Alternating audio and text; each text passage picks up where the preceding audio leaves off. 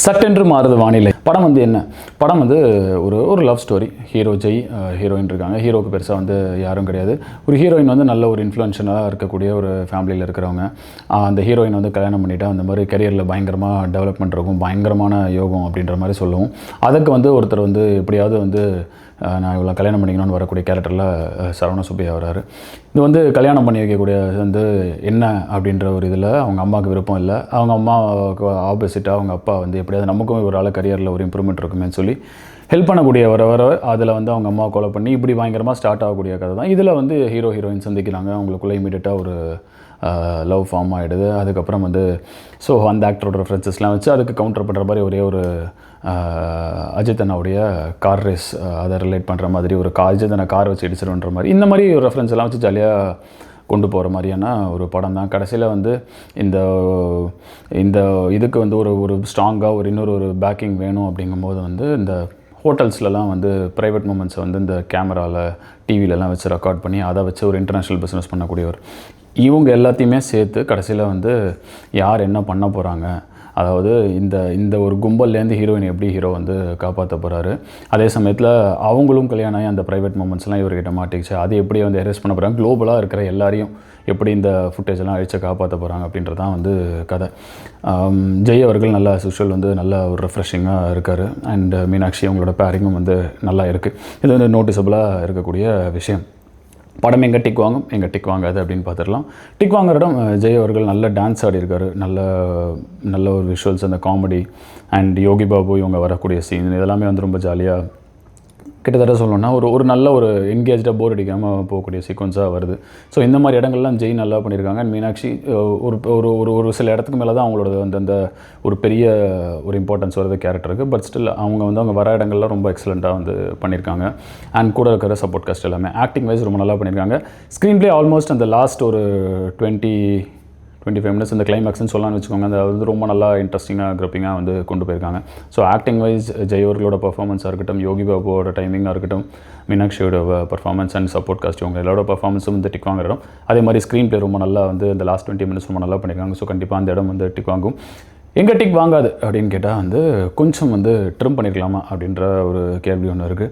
நிறைய ரெஃபரன்சஸ் வைக்கிறாங்க. அந்த ரெஃபரன்சஸ் வந்து ஒரு மாஸ் பில்டப்பாக வரணும் அப்படின்றது நிறைய பேர் எதிர்பார்த்துருப்பாங்க. பட் அது அப்படியே ஒரு மேலோட்டமாக வர மாதிரி இருக்குது. அது இன்னும் கொஞ்சம் மாசியாக ஆட் பண்ணியிருக்கலாம். அந்த இடம் ஒரு சிலருக்கு வந்து டிக் வாங்காமல் போக வாய்ப்பு இருக்குது. அண்ட் சாங்ஸ் வந்து அந்த ஒரு டான்ஸ் நம்பர் பப்பில் வருது நல்லாயிருக்கு. பட் அதே மாதிரி இன்னும் 2-3 சாங்ஸ் வந்து இன்க்ளூட் பண்ணியிருந்தா இன்னும் கொஞ்சம் வந்து ஸ்பைஸ்டாக இருந்திருக்கும் படம். அண்ட் கிளைமேக்ஸில் இருக்கிற அந்த 20 மினிட்ஸ் மாதிரியே வந்து இன்னும் கொஞ்சம் எக்ஸ்டெண்டடாக வந்து அங்கங்கே அந்த மாதிரி அந்த ஒரு விறுவிறுப்பு இருந்திருந்ததுன்னா இன்னும் வந்து இன்ட்ரெஸ்டிங்காக இருந்திருக்கும். மற்றபடி ஜாலியாக ஒரு இன்ட்ரெஸ்டிங்காக ஒரு படம் நீங்கள் பார்க்கணுன்னு நினச்சிங்கன்னா தாராளமாக இந்த படம் வந்து நீங்கள் தேட்டரில் பார்க்கலாம். இந்த படத்துக்கு 3 out of 5 டிக்ஸ். இன்னொரு படம் இந்த வாரம் ரிலீஸ் ஆகிருக்கிறது கருப்பு. படம் வந்து என்ன, இது வந்து கருப்பு சாமி சம்மந்தப்பட்ட படம் தான். நிச்சயமாக வந்து என்ன மாதிரி படமாக இருக்க போகுது, ஒரு மூக்குத்தி அம்மன் ஃபார்மேட்டில் ஒரு குட் பேட் அக்லி டெம்ப்ளேட்டில் இருக்கக்கூடிய ஒரு படம் அப்படின்னு சொல்லலாம். என்ன அப்படின்னா வந்து இதுலேயும் வந்து இந்த சாமி ரிலேட்டடாக சாமி வந்து இப்போ போராடுறவங்க கஷ்டப்படுறவங்கள காப்பாற்றணும்னு நினைக்கும் போது சாமியாக வராத நீ மனுஷனாக வந்து முடிஞ்ச ட்ரை பண்ணிப்பார் அப்படின்னு சொல்கிற விஷயம். அந்த ஒரு இதில் ஆரம்பித்து ஒரு கேஸ் வந்து ஜெயிச்சு கொடுக்குறாங்களா இல்லையா, என்ன நடக்குது, இந்த கோர்ட்டில் நடக்கக்கூடிய அக்கிரமங்கள் இதெல்லாம் வந்து தடுக்க முடியுதா இல்லையா, கடவுளுக்கு எல்லை இருக்கா, கடவுள் இந்த எல்லையில் தான் ஒர்க் பண்ண முடியுமா, இந்த மாதிரி விஷயங்கள். அண்ட் கடைசியாக வந்து எப்படி எல்லாத்தையும் மாற்றி அமைச்சு எப்படி ஒரு நம்பிக்கை கொடுக்குறாங்க அப்படின்னு. அண்ட் கிளைமேக்ஸில் அந்த காந்தாராவில் வர மாதிரி ஒரு 15-20 மினிட்ஸ் எக்ஸலண்ட்டாக ஒரு மாதிரியான ஒரு கெட்டப்பில் வராரு. நிறைய சர்ப்ரைசஸ் இருக்குது. நான் ஏற்கனவே ஜிபியூ டெம்ப்ளேட் அப்படின்னு சொன்ன மாதிரி நிறைய சினிமேட்டிக் மூமெண்ட்ஸ் ஆல்ரெடி நமக்கு பழகின சினிமேட்டிக் மூமெண்ட்ஸை ரீக்ரியேட் பண்ணி அதில் வந்து இன்க்ளூட் பண்ணி அதில் வந்து சூர்யா அவர்களை வந்து எப்படி அதில் வந்து வித்தியாசமாக காமிக்க முடியும் அப்படின்றத பண்ணியிருக்காங்க. அண்ட் கிளைமேக்ஸில் அந்த காந்தாரோட ஒரு 20 மினிட்ஸ் இது அழகாக பேக்கேஜிங் பண்ணியிருக்காங்க. இது அழகாக பேக்கேஜிங் பண்ணதுனால தான் வந்து இது வந்து ரொம்ப இன்ட்ரெஸ்டிங்காக இருக்குது. ஒரு நல்ல செலிப்ரேட்டட் ஒரு பிளாக் பஸ்டர் அப்படின்னு சொல்லலாம். ரொம்ப நாளாக கழித்து சூர்யா அவர்களுக்கு ஒரு நல்ல பிளாக் பஸ்டர். இதுதான் வந்து கருப்பு. இதுக்கு மேலே எது சொன்னாலும் வந்து அவங்க வச்சுருக்கிற சர்ப்ரைசஸ் எல்லாமே வந்து உங்களுக்கு வந்து ரிவீல் ஆகிடுச்சுன்னா அந்த சுவாரஸ்யம் போயிடும். ஒரு 15 நிமிஷத்துக்கு ஒரு 10 நிமிஷத்துக்கு வந்து அங்கங்கே இந்த மொமெண்ட்ஸ் 50 செகண்ட்ஸ் மொமெண்ட்ஸ் 30 செகண்ட்ஸ் மொமெண்ட்ஸ்ன்ற மாதிரி இந்த ரீல் டெம்ப்ளேட் மாதிரி அங்கங்கே வந்துகிட்டே இருக்கும்.